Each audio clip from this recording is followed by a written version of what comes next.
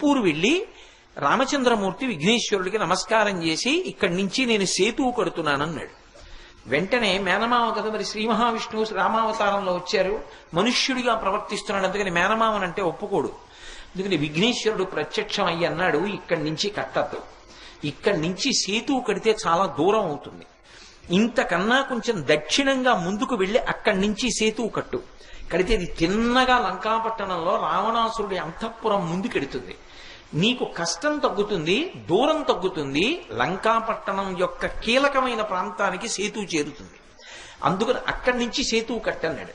అక్కడి నుంచి రాముడు సేతువు కట్టి ప్రయాణం చేసి వెళ్ళాడు.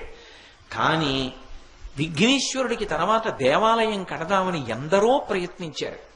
కానీ అక్కడ గుడి కడదామన్నా, గోడ కడదామన్నా, తలుపు పెడదామన్నా ఆయన ఒప్పుకోడు, విఘ్నం వస్తుంది. ఎందుకని అంటే చాలా మందికి కలలో కనపడి చెప్పాడు, నా మేనమామ